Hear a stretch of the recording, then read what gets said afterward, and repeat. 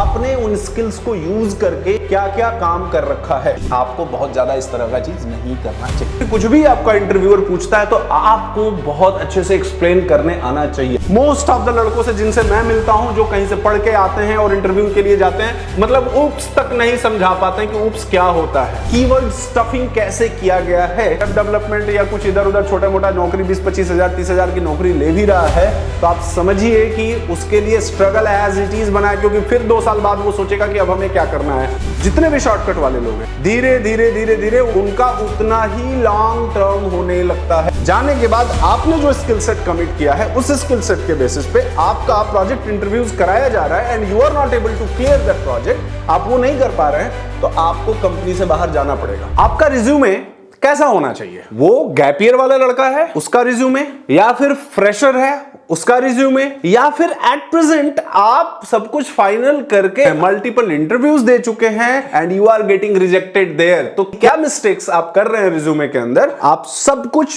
पूरा in detail आपको इस वीडियो के अंदर समझ में आने वाला हो। या वो जेटीसी का स्टूडेंट हो या फिर नॉन जेटीसी स्टूडेंट हो, वो he is searching for a job, सबके लिए काफी हेल्पफुल वीडियो होने वाला है, तो इसको एंड तक जरूर देखें। तो यहां से हम लोग देखते हैं ये जो रिज्यूमे है आपका, इसी रिज्यूमे के बेसिस पे आपका कोई भी कंपनी आपके रिज्यूमे को स्क्रीनिंग करती है, अपने रिक्वायरमेंट के हिसाब से आपके रिज्यूमे को मैच करती है एंड देन वो आपको कॉल करके आपकी डिटेल्स को समझती है एंड देन उसके बाद वो इंटरव्यू शेड्यूल करना, फिर मल्टीपल राउंड्स एंड देन फिर आपको ऑफर लेटर। तो आपके जॉब के बीच में, यू एंड योर जॉब के बीच का क्या है, ये आपका रिज्यूमे है। अगर ये बहुत ध्यान से बनाएंगे, इस रिज्यूमे से अपना एग्जैक्ट करेक्ट एक्सपेक्टेशन सेट करेंगे, तो आपको जॉब लेना बहुत ज्यादा आसान रहेगा और आपका स्ट्रगल भी उतना नहीं रहेगा। तो क्या मिस्टेक्स कर रहे होंगे, क्या होना चाहिए, क्या नहीं होना चाहिए, वो इस वीडियो में मैं पूरा इन डिटेल में मैं आपको बताता हूं। सबसे पहला काम ये देखिए, मैंने एक आपको यहां पे रिज्यूमे का बेसिक सा फॉर्मेट है और इस बेसिक फॉर्मेट को आप यहां पे थोड़ा सा देखिए। तो पहले आप इसको डिटेल में थोड़ा सा समझते जाइए। इसको,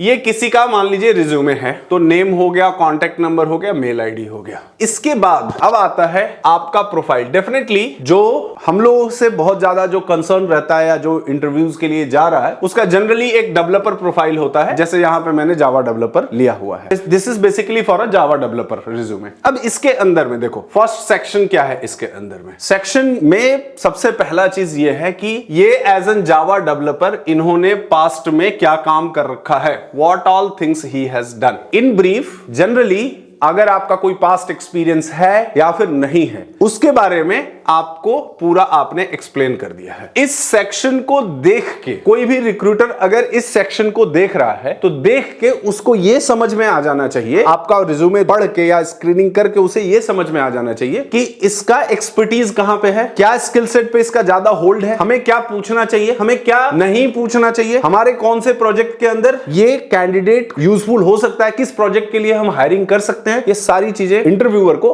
क्लियर हो जाता है। लेकिन एक बात और समझना, अब यहीं पे जैसे यहां पे मान लीजिए कि किसी को एक्सपीरियंस है, so maybe 2.1 plus years of experience है। अगर ये 2.10 इतने टाइम का एक्सपीरियंस है समवेयर, तो आप कह सकते हैं कि कब का पास आउट, समवेयर 2022 इसी के आसपास का पास आउट रहेगा। 21 या 22 या फिर 23 बहुत ज्यादा नहीं रहेगा, बट इस बीच का अगर कोई पास आउट है, so maybe he might be having this sort of experience. अगर आपको एक्सपीरियंस नहीं है, ध्यान से समझना, तो यहां पे आप अपने स्किल का शोकेस पूरा कर सकते हैं कि आपने उन स्किल्स को यूज करके क्या क्या काम कर रखा है, क्या क्या चीजें, क्या क्या आप समझे हुए हो। आपको उसको इस तरह से यहां पे एक्सप्लेन करना पड़ेगा कि इसमें से कुछ भी पूछा जाएगी, okay what is about this, what do you know about this. Like जैसे फॉर एग्जांपल आपसे यहां पे पूछे कि ठीक है, ऑब्जेक्ट ओरिएंटेड प्रोग्रामिंग के बारे में आपको नॉलेज है, वेब बेस्ड इंटरप्राइजेस, जावा J2EE का क्या होता है, SDLC क्या होता है। तो अगर यहां से कुछ भी, ये 4-5 लाइन में से कुछ भी आपका इंटरव्यूअर पूछता है, तो आपको बहुत अच्छे से एक्सप्लेन करने आना चाहिए। अगर वो आप करते हैं तो आपके लिए बहुत ज्यादा प्लस पॉइंट रहता है आगे के राउंड्स में जाने के। अब मैंने बोला यहां पे कि अगर आपको एक्सपीरियंस नहीं है, फॉर एग्जांपल आपने जो भी सीखा है, जो भी प्रोजेक्ट्स बनाए हैं, जो भी अच्छा से लर्निंग किया है, कुछ और किया है,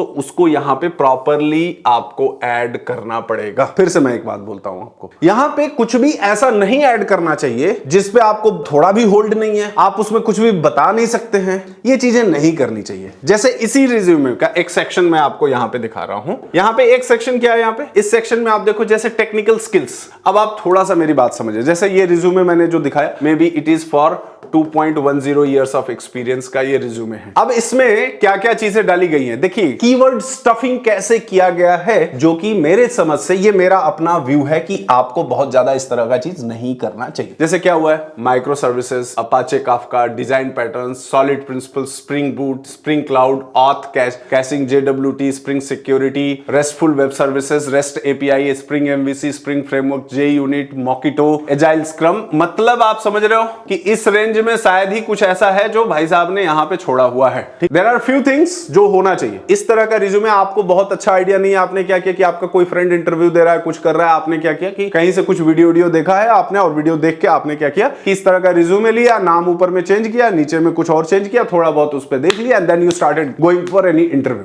अब पॉइंट क्या है कि आपको जो चीजें नहीं आती थी, ठीक है, आपने उसे भी रिज्यूमे के अंदर डाल दिया है, रिज्यूमे के अंदर वो डाल दिया, तो अब हो क्या रहा है आपसे कि जो आपको आता है उस पे आपका इंटरव्यू ना होके इंटरव्यू ऐसी चीजों पे हो रहा है जिस पे आपका बहुत अच्छा स्ट्रांग होल्ड नहीं है। अब वहां से क्या होता है कहानी, वहां से कहानी ये होता है कि आप ये बोलने लगते हो कि इंटरव्यू तो हो रहा है, मेरा सिलेक्शन नहीं हो रहा है, सिलेक्शन नहीं होगा, और काफी लंबे समय तक सिलेक्शन नहीं होगा। और एक बात और समझिए कि आप लोगों को कुछ लोग ऐसा सजेशन देते हैं, कुछ लोग ऐसा आइडिया देते हैं, आइडिया ये देते हैं कि भाई 10-15 इंटरव्यू दो, 10 to 12 इंटरव्यू देने के बाद क्वेश्चंस रिपीट होने लगते हैं और फिर कहीं ना कहीं हो जाता है। प्लीज ऐसा मत करिए। देखिए एक बात समझिए, आपका प्रोफाइल नौकरी पे हो, मॉन्स्टर पे हो, या कहीं पे लिंक्डइन पे हो, एक बहुत कॉमनली जो रिक्रूटर होता है वो देख के आपके नाम से आपको पहचानता रहता है कि ये कैंडिडेट पिछले पास्ट 2 महीने से या फिर 3 मंथ से ये इंटरव्यू दे रहा है और इसका कहीं हो नहीं रहा है,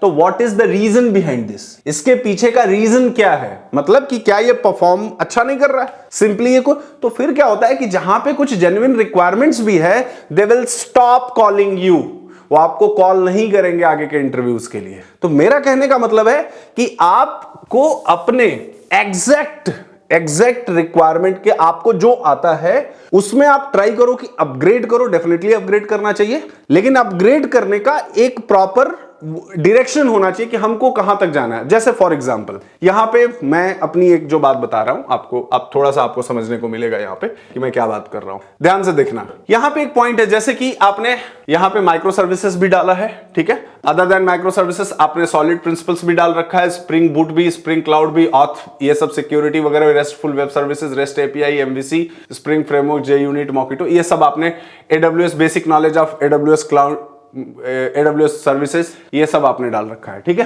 प्रॉब्लम क्या है कि देखिए आपका Hibernate, JPA, MySQL, transaction management, servlet JDBC उतना ज्यादा इंटरव्यू में आज की डेट में आपसे पूछा नहीं जाता है, लेकिन इसका यह मतलब नहीं है कि आप पढ़ेंगे नहीं, आपको बहुत अच्छा नॉलेज होना चाहिए। अगर ये नॉलेज नहीं है आपको, तो 2 चीजें हैं, आपका स्प्रिंग बूट का एमवीसी हो गया, या फिर आपका डीएओ पैटर्न हो गया, या फिर आपका फैक्ट्री डिजाइन पैटर्न हो गया।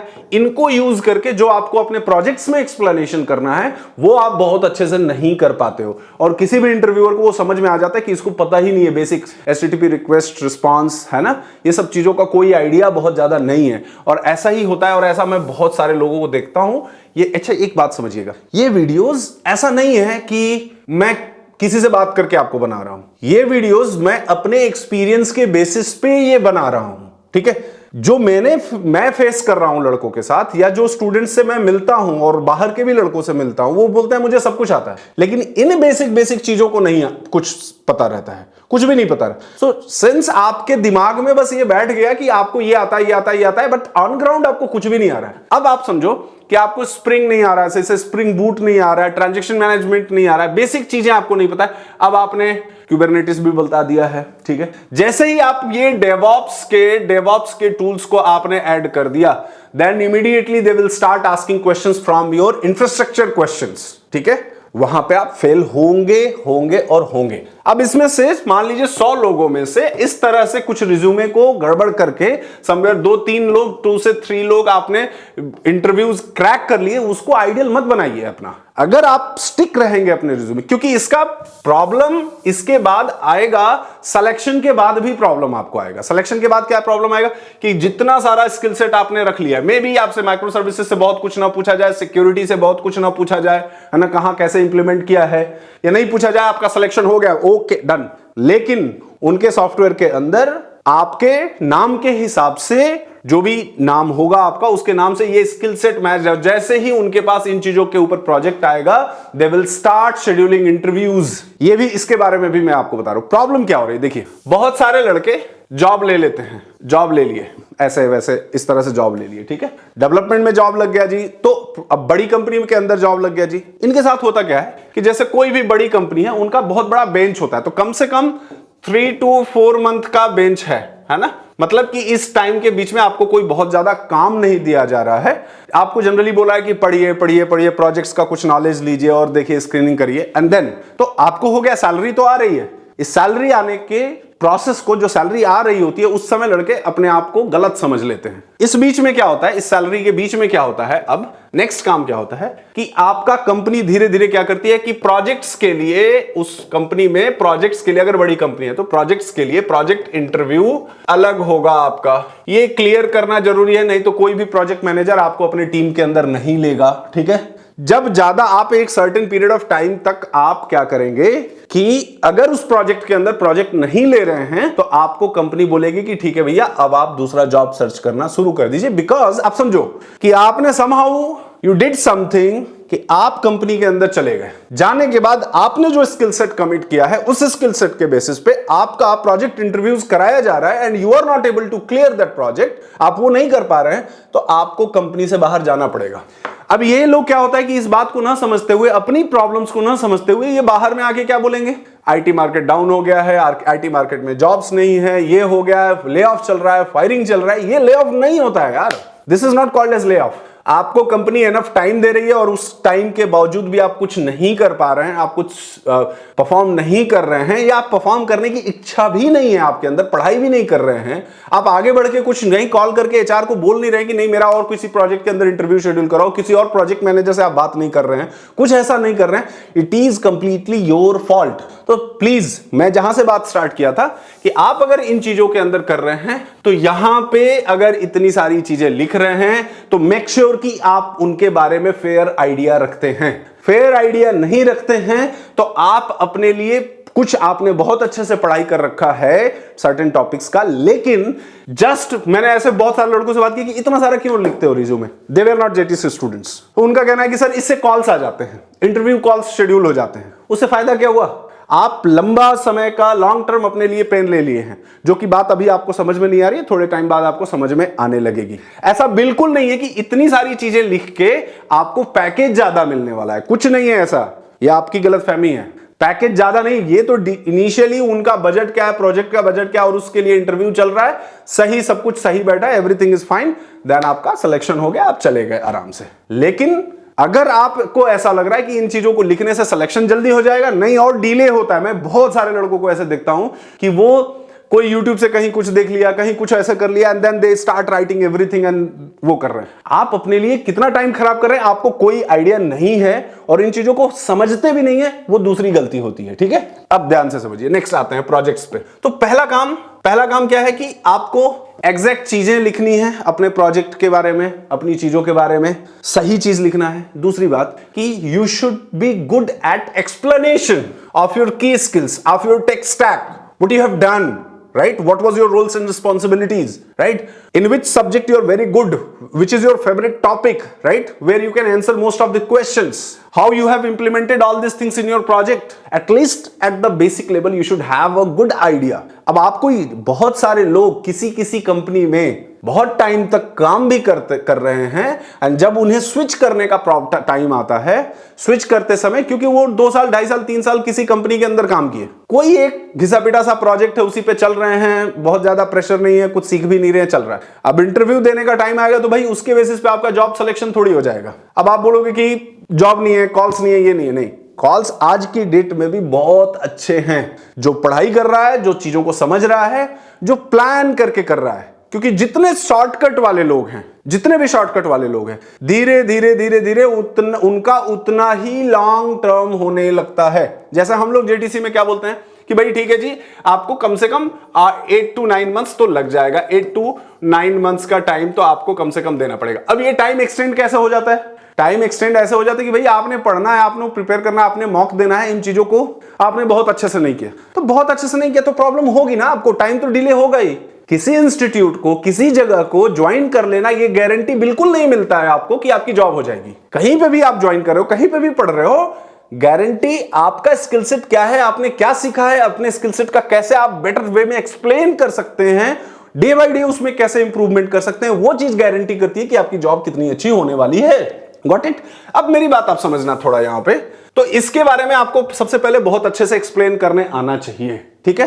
अब जैसे आपने यहां पे शोकेस किया है, जैसे जावा 8 हो गया, मल्टी थ्रेडिंग हो गया, कलेक्शन फ्रेमवर्क हो गया, स्प्रिंग बूट हो गया, एपीआई हो गया, सॉलिड प्रिंसिपल्स लिखा है आपने, या डिजाइन प्रिंसिपल का लिखा है, तो एटलीस्ट इसके बारे में आपने बताया। नहीं तो इससे अननेसेसरी की चीजों को मत लिखिए, नहीं लिखने से भी कोई दिक्कत बहुत ज्यादा नहीं होती है, कॉल्स वैसे ही आएंगे।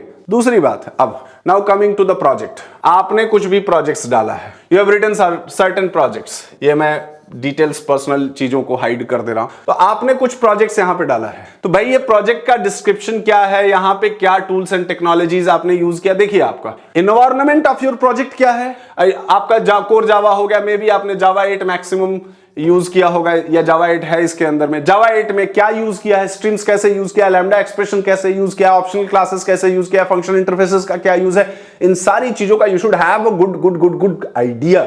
Logical questions by using Java 8 को आप कैसे करो, क्योंकि आज का डेट का सबसे ज्यादा इंपॉर्टेंट क्वेश्चन, क्योंकि कोर का आज की डेट में इंटरव्यू नहीं हो रहा है, इंटरव्यू हो रहा है कि कोर में जावा 8 को यूज करके कैसे लॉजिकल क्वेश्चंस को आप बहुत अच्छा बना सकते हैं, बेस्ड ऑन दैट आपका इंटरव्यू हो रहा है। स्प्रिंग बूट में आपने क्या किया, हाइबरनेट में क्या किया, कलेक्शन फ्रेमवर्क को आप बहुत अच्छे से प्रिपेयर, मैं ऐसा बोल दूं कि ऐसे बहुत सारे लोग रिज्यूमे किसी का लेके, किसी का कुछ करके, कहीं से वीडियो देख के, कहीं से कुछ करके वो एकदम उसमें चिपका के इंटरव्यू देते हैं और आता जाता कुछ नहीं है। उससे भी बड़ी बात कि उनको पता ही नहीं है कि उनको आता जाता कुछ नहीं है, ठीक है।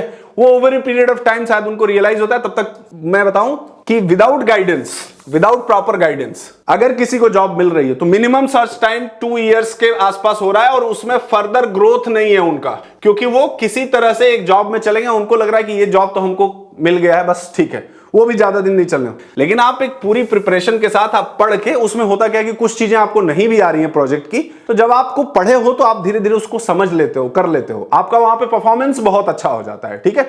सिंस ये इस वीडियो को मैं बोल रहा हूं रिज्यूमे का महाज्ञान, इंटरव्यू का महाज्ञान है, ठीक है, आपको एक एक चीज अच्छे से समझ में आज आ जानी चाहिए। अब जैसे आपका ये है प्रोजेक्ट, तो दो चीज हो गया यार प्रोजेक्ट के बारे में, प्रोजेक्ट के बारे में दो चीजें हैं, एक अबाउट प्रोजेक्ट, आपको प्रोजेक्ट के बारे में क्या पता है, पहला पॉइंट ये हो गया, कुछ नहीं पता है, you are not able to explain your project properly. If any of the interviewer, anyone is asking, second round के आसपास ऑलमोस्ट आपसे पूछा जाता है कि व्हाट इज योर प्रोजेक्ट। एक हो गया कि what is your project, what is your project, ये तो आप नहीं बता पा रहे। अब प्रोजेक्ट क्या कर रहे थे ये तो आइडिया होना चाहिए। दूसरा question very important, your roles and responsibility about the project, ये तो आपको पता होना चाहिए। ये आपने लिखा है यहां पे डिस्क्रिप्शन में कि क्या हमारा प्रोजेक्ट है, प्रोजेक्ट क्या है, और ये रिस्पॉन्सिबिलिटी ऑफ द प्रोजेक्ट क्या है। आप देखिए इसको, आप इसे क्लियर नहीं कर रखे हैं, ये क्लियर नहीं, आप ध्यान से समझिएगा, ठीक है। आपने रेस्ट एपीआई, क्या एपीआई क्रिएट किया, कैसे एपीआई टेस्टिंग की, क्या चीजें किया है ना,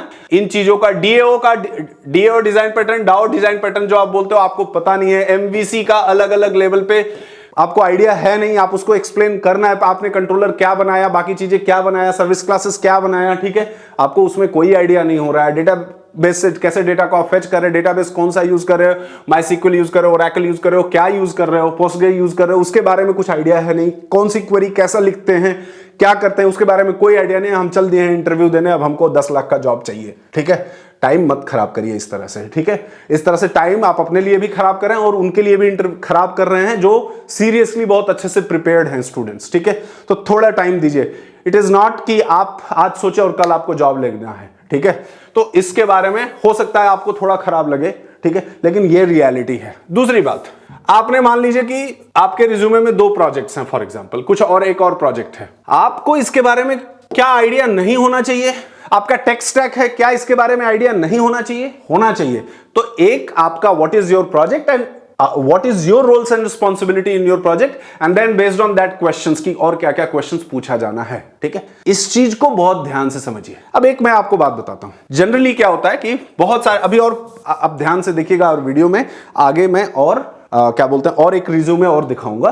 दोनों रिज्यूमे को आप पहले समझना कि मैं क्या बोल रहा हूं। एक कॉमन सा चीज है, जैसे लड़के ने क्या किया कि बहुत अच्छे से प्रिपरेशन की, खूब अच्छे से पढ़ा, ठीक है, कहीं किसी पॉइंट पे कोई डाउट है, उसको डाउट है, जनरली वो इंटरनेट को यूज करेगा, ठीक है, कोई वीडियो दिख जाएगी, अब वो वीडियो को देखने लगा, उनको वो समझने लगा, कोई बहुत व्यू है, बहुत सारा कुछ है, उनको लगता है कि बहुत अच्छी वीडियो है, सब कुछ है, ठीक है। उस वीडियो के अंदर भाई साहब ने, जिसने भी समझाया, जिसने बताया, बहुत बेसिक सा ओवरव्यू देख के अच्छे से आपको प्यार से समझा दिया, आपको लगता है कि ये टेक्नोलॉजी हमें आ गई। अब किसी एक इंटरव्यू के अंदर उसी वीडियो को मे बी 2 लाख 3 लाख लोगों ने देखा है उस वीडियो को, जनरली ऐसे, क्योंकि शॉर्टकट चीजों में बहुत लोगों को इंटरेस्ट रहता है। अब जब वो आपको उसके बारे में समझ नहीं, आपको particular tip to tip question का आंसर याद हो चुका है, and now you are going for interview, same question का सेम इंटरव्यू 50 लोग दे रहे हैं, 100 लोग दे रहे हैं, you are not able to differentiate yourself कि आपका एक अलग क्या है। आप ये हमेशा ध्यान रखिए कि आपके नॉलेज के बेसिस पे, आपका अंडरस्टैंडिंग क्या है, उसके बेसिस पे आपका सिलेक्शन होने वाला है। इसके बेसिस पे बिल्कुल कोई कंपनी आपको नहीं हायर करना चाहेगी कि आपका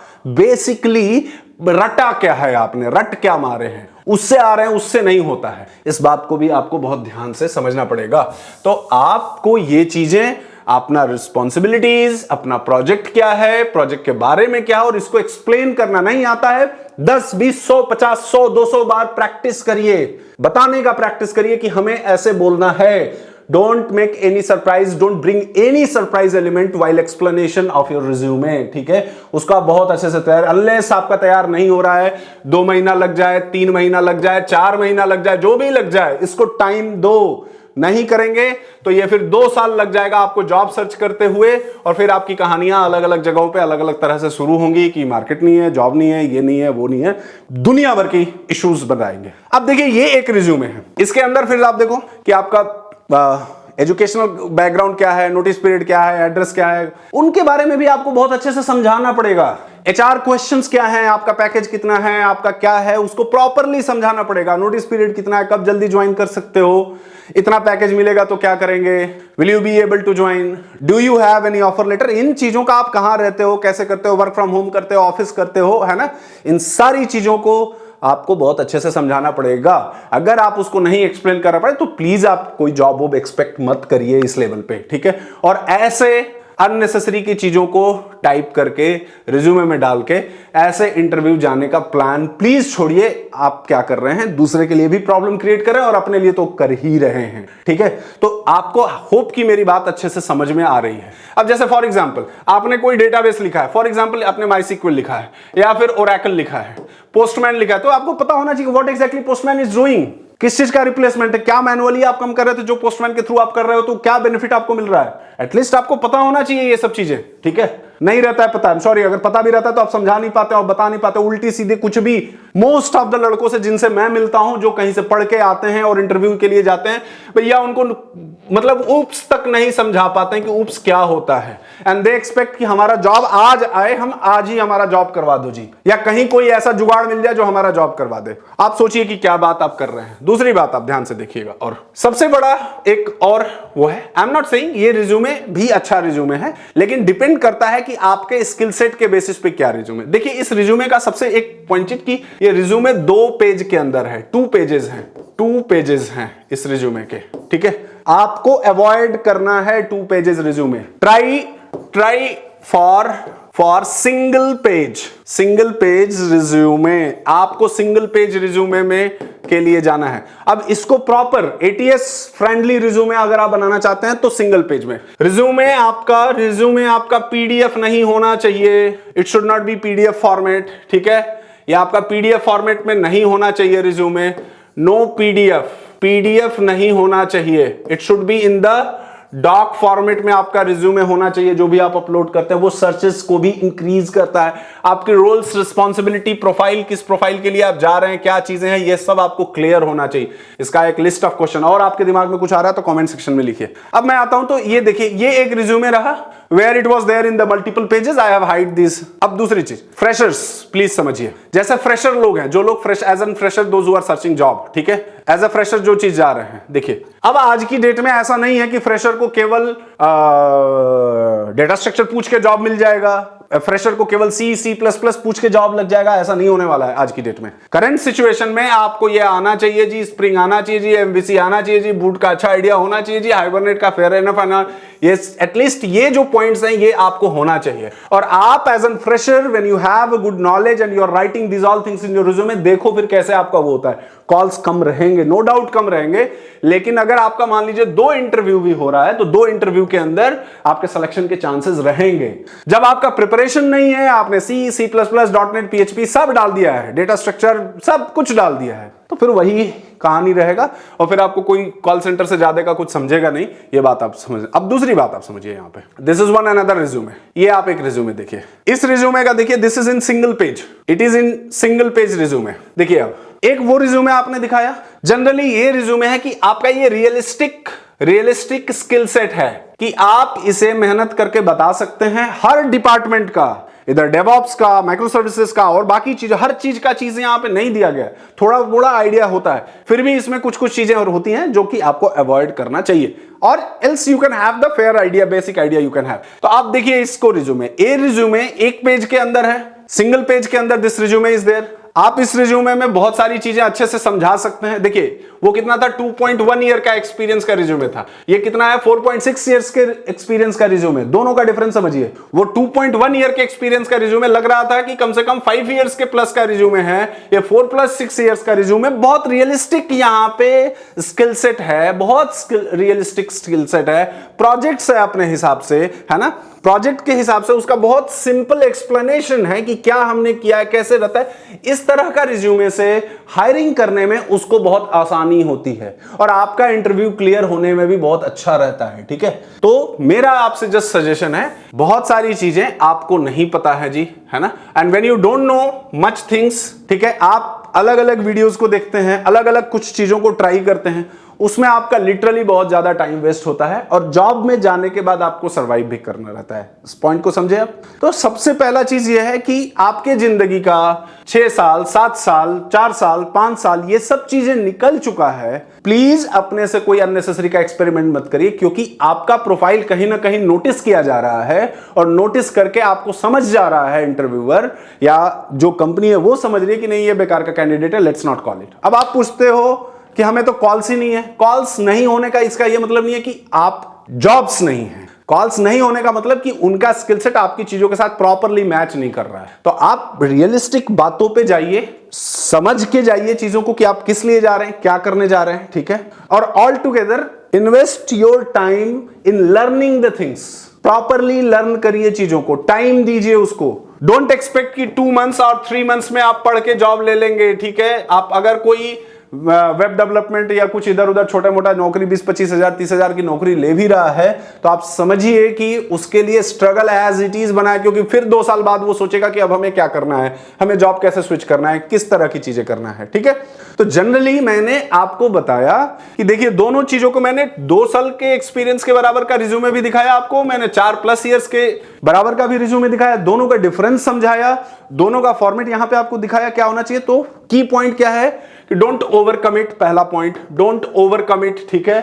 दूसरा, prepare your things, prepare your introduction, prepare your project introduction, prepare your technical introduction, prepare your tech stack properly. उसमें कोई भी वो मत करिए, ठीक है, क्योंकि आप जब इंटरव्यू देने जा रहे हैं, आपकी बात सुन के सामने वाले को इंटरेस्ट आना चाहिए। इमीडिएटली जैसे ही आप बोलना शुरू किए, 2 लाइन सुन के जो दिन में 20 इंटरव्यू ले रहा है, 20-20 इंटरव्यूज ले रहा है, तो आपका जैसे ही वो बात सुनेगा, वो उसको इंटरेस्ट खत्म हो जाएगा। तो आप क्या टेक्निकल एक्सप्लेन कर रहे नहीं कर रहे उसको बहुत फर्क नहीं पड़ता है, वो फिर इग्नोर करता है, ठीक है, okay, thank you for the day बोल के वो आगे निकल जाएगा। इस बात को आप समझिए। नहीं समझेंगे, अपना अननेसेसरी का खोपड़ी इसमें मत लगाइए, जो आपको आइडिया नहीं है चीजों का, जो आपको पता नहीं है, समझ नहीं है चीजों का, ठीक है। और पढ़ने पे थोड़ा भरोसा रखिए, पढ़िए, ज्यादा बुक्स को पढ़िए, कंटेंट को पढ़ के फिर समझिए चीजों को कि क्या है, रादर देन कोई भी वीडियो देख के समझने का। अगर वीडियो देख रहे हैं तो सिंक्रोनाइज्ड वे में उसके नोट्स अवेलेबल हो जिसको आप समझ के करें। हम लोग जेटीसी के अंदर क्या करते हैं,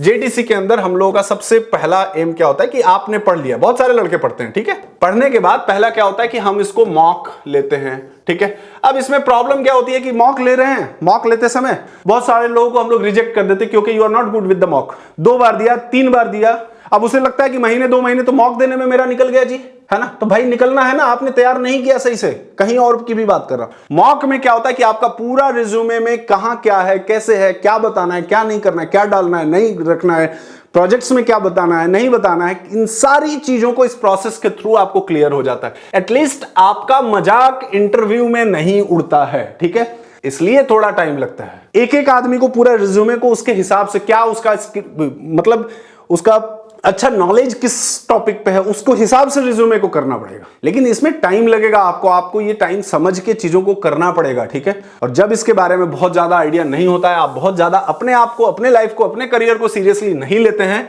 तो आपका टाइम खराब होता है और उसको कोई और नहीं आपको बचा सकता, कोई और नहीं रोक सकता। यही मेरा सिंपल सा कहने का मतलब है। फ्रेशर्स, ईयर गैप, दोनों लोग बहुत मन लगा के पढ़िए, ठीक है। और प्लीज आप इस बात को समझिए कि इजी चीजें आपको ज्यादा अट्रैक्ट करेंगी, आसान चीजें आपको ज्यादा अट्रैक्ट करेंगी, लेकिन लॉन्ग टर्म में आपके लिए वो बहुत पेनफुल होने वाला है। इस बात को आप अपने आप से पूछ लीजिए, अपने घर में पूछ लीजिए, कोई भी जो सिंसियर आदमी है, जो आपका वेल विशर है, वो आपको बताएगा, ठीक है। और आप जेटीसी में आते हैं तो एंड टू एंड सब कुछ आपको प्रॉपरली पढ़ा के, समझा के, रिज्यूमे का वो करके, but again it takes time. आपको पढ़ना पड़ेगा, आपको अपने आप के ऊपर काम करना पड़ेगा, एंड देन आप इतना कैपेबिलिटी आपकी बन जाती है कि जॉब तो ऐसे निकलता है। आज की डेट में भी 10 लाख, 12 लाख, 15 लाख, 8 लाख, 9 लाख, जो जैसा है उसका जॉब आज भी हो रहा है, बहुत अच्छे से हो रहा है, ठीक है। वहीं पे लोग स्ट्रगल करें कि 20,000 का जॉब मिल जाए, हमें 20K का जॉब मिल जाए। तो ये एक मैटर बहुत क्लियर है, इस बात को आपको समझना पड़ेगा। मेरी वीडियो आपको अच्छी लगी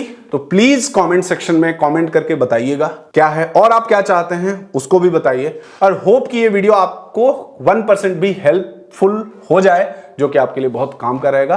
till then, bye bye, see you, take care.